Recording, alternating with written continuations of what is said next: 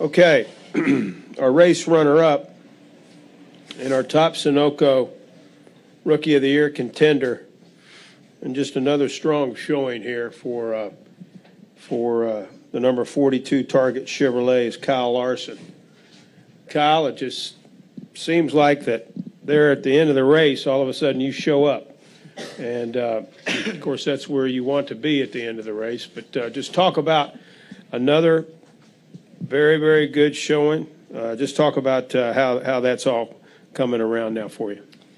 Yeah, we were struggled quite a bit most of the weekend. And then to start the race, I started 10th and fell back to, I think, almost outside the top 20. So, we definitely weren't even a top 15 car for the first 100 laps of the race. And Shine and everybody on the Target team did a great job adjusting the race car and really woke it up. It was pretty crazy how I went from bad to really good at the flip of the switch, it seemed like. So you didn't think we'd be a second place finisher. We weren't a second place car by any means, but top 5 car, I thought, and lined up in the right rows there at the end. Lots of restarts. It was crazy how many cautions there were at the end, and finally figured it out that last time and was able to get to second and hold off Kevin there for 2 laps to get second. So happy about the finish. Hopefully someday soon I'll get one spot better, but like I said last week, all these coming close and finishing second or third is going to make that win feel really special. We have a question in the press box. Let's go to the press box, and then we'll come downstairs. Question for Kyle Larson. SpencerMotorsport.com. After the finishes that you've had in the first and second races of the chase, do you kind of wonder what if you had been in there since you have been so strong? And, looking back, where could you have made a difference to get one of the transfer spots into the chase? Well, the only what if I know is that we'd be in the next round with the 2 finishes we've had. But, it's just a little bit disappointing, seeing how well we've been running and not being in the chase. But you're really proud about how we've been running to be, me and Jamie both being about the only, well, I guess there's a few other non-chase guys that were, contenders today, but me and Jamie the last 2 weeks been really good. So I know other teams that are in the chase noticed that, and I'm sure they're worried about us for next season already. Let's come downstairs. We'll go to Rick, and then we'll go to the gentleman up front here. Go ahead, Rick. Rick Bonnell, Show Observer. Kyle, they're obviously in these situations where the playoff is going on along with everybody else in the field. Drivers talk a lot about how there are a lot of different agendas right now. Brad can be real loose because he won. Other people have, sudden pressure to advance. You, as somebody who's running well without being in the chase, what are your priorities? What's on your mind in this situation?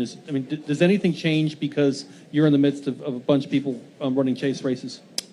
Really, the only thing that we're racing for right now is wins, I guess. But at the same time, you got to be cautious of those guys, but still race them hard. You can't. We're not just out there being field fillers. We're out there racing. So we're all out there trying to win, and I'm going to race hard and try and get that win. But do everything I can to not affect those guys' races, other than just beating them. Yeah. Like I said, you got to race hard, but they've got a lot to lose, and you have to understand that, and they need to understand that too. And we're not all just going to back down just because they're in the chase, but we're obviously not going to do anything stupid to affect them. Let's go to the front row. Go ahead, sir. Rob Tiongson of the PodiumFinish.com. Kyle, congrats on the runner-up finish here at Loudon. I remember we saw you here in the July race when you finished third. What exactly has it been for you that's made you so comfortable or successful here at Loudon? I really don't know, because I feel like this is a type of track that doesn't suit my driving style, and I really think it's just because I'm got a good team. They get me up front at the end of the races, and it's so hard to pass here that once you get up front, if you just maintain your ground, you hopefully don't back up, and that's kind of what we did both races here at Loudon.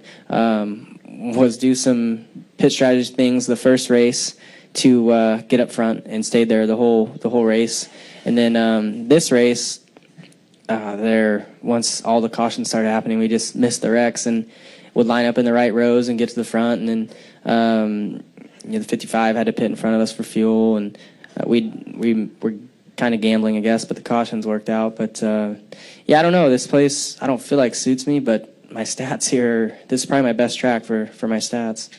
Just a little follow-up question. What's it mean for you to get all the respect from the veteran drivers like we saw last weekend with Jeff Gordon and Kevin Harvick just did recently in the media room?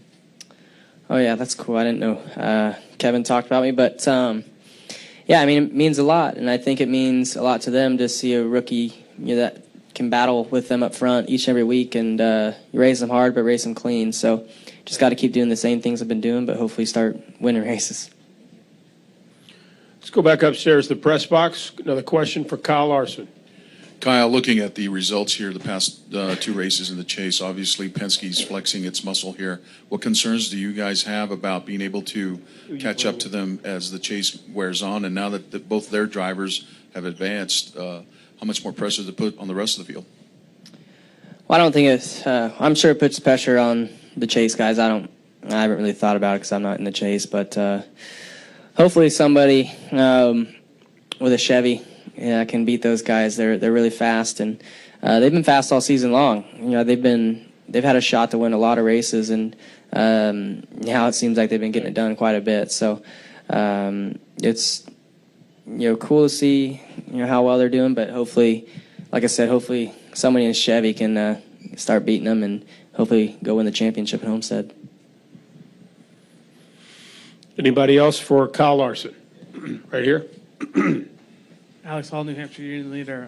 Kyle, you mentioned how things kind of turned around for you after the first 100 laps. What kind of led to you being able to get up towards the front? Was there any kind of strategy there, or what led to that?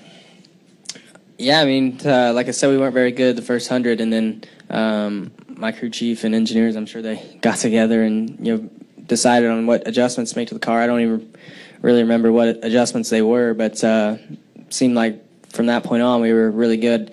The first couple runs I was really loose on exit of the corner and tight in the center and loose on my entry, and after that all 3 parts of the corner were fixed. So once we got the car driving good, we just had to miss those wrecks, and we gambled on fuel a little bit, but all the cautions worked out, so wasn't really a gamble very much. But yeah, I mean, just really proud of my guys on how they got me into the game. Anybody else for Kyle? Kyle, congratulations on another strong showing and good luck at Dover.